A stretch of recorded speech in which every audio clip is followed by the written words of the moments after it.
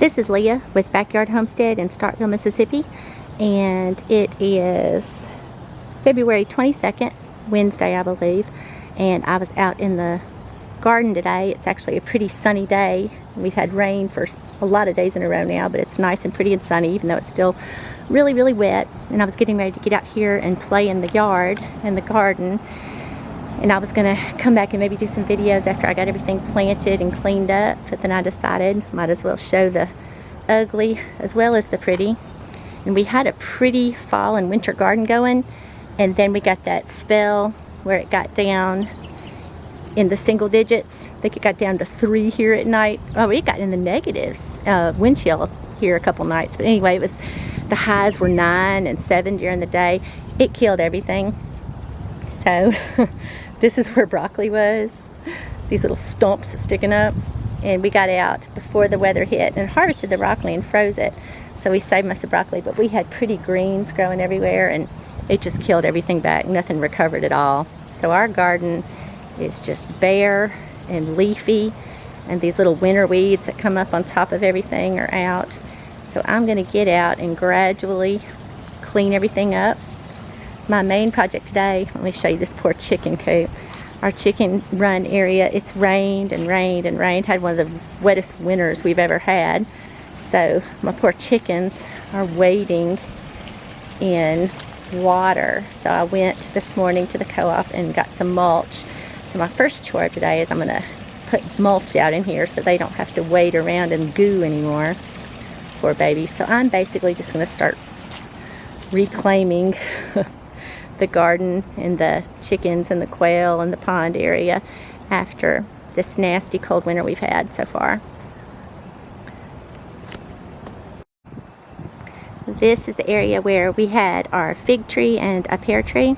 Well, the pear tree died, so we cut the top out of this fig and planted it, just stuck it in the ground over here. We're going to see if it roots. Figs have been really easy for us to root, so I'm hoping it'll just take off right here.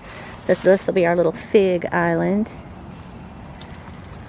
And this is our plum tree, and it is in full bloom. And it bloomed really pretty last spring too, but we still have yet to get a plum. Well, we got one plum one year, about 5 years ago, and we never got to eat it. Something happened to it, probably a bird got it. But the tree's pretty, it just doesn't make any fruit for us. But pretty spring blooms.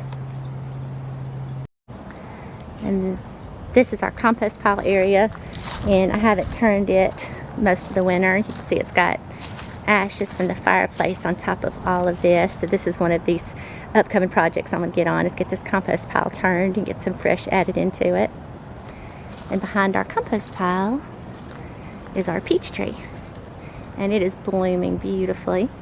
And we got peaches off of it last year. When we bought the tree, it said that it needed another peach tree to cross-pollinate, but either that was a mistake or there's another peach tree in somebody's yard nearby that I haven't seen. But it's blooming really pretty, some pretty spring color.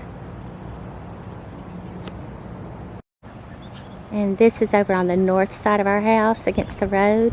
And this is where we have some real pretty daffodils showing out all along this roadside. The daffodils are really pretty.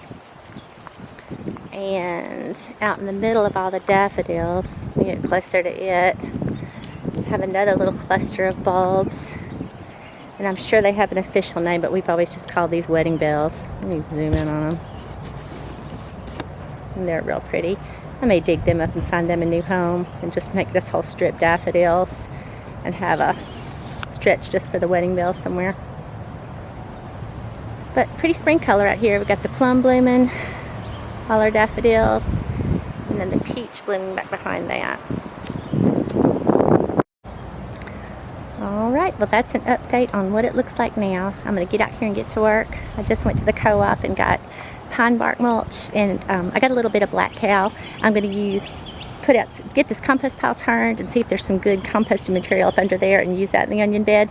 But I like to have a little black cow on top just because it makes such a pretty little bed to plant your starts in. And I ordered the onion sets from Dixondale Farm again, the candy onions, like we do every year. We've been really pleased with those.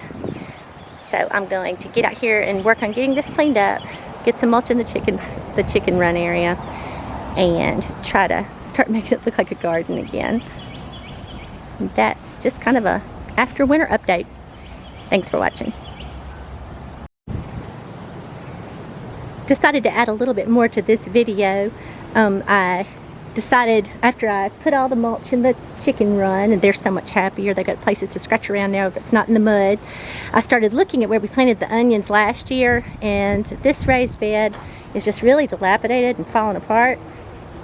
So I decided, and I looked again, and it recommended onions being placed in raised beds that are about 4 inches deep and 22 inches wide, I believe, so, or 20 inches wide. So I decided I wanted some new ones, so I decided to build some more raised beds. So this is what I came up with. And I just went to Lowe's and bought fence boards, and I cut, the fence boards are 8 feet long, so I cut 2 feet off the end of them and made these that are 6 feet by 2 feet. So good 24 inches wide. I figured that's close enough, and it was good, easy measurements. So I went and bought fence boards and built this up real quick. It was pretty fun. I learned how to use a circular saw and a speed square, and I thought they turned out all right. I was pretty pleased. And they're 6 inches deep, but I think they're pretty straight and pretty nice the way they are. So I'm going to go back and try to just pound them in the ground a little bit with the maul, and just to give them a little more stability and make them a little shorter. I want them to stay in place, so I'm just going to try to tap them in a little bit. But really pleased with this project. So tomorrow I'm going to try to get out here now and tap these in the ground a little bit, and tomorrow I'll get out and fill these with soil. I'm going to try to move the dirt, the soil that was in those raised beds, and move it and put it in these new raised beds. And then I got a little black cow that I'm going to top it off with, just to give a nice soft bed to plant the onions. But I'll come back and show you guys that tomorrow. But I wanted to show off my raised beds. I was pretty tickled. And now that's it. Thanks for watching.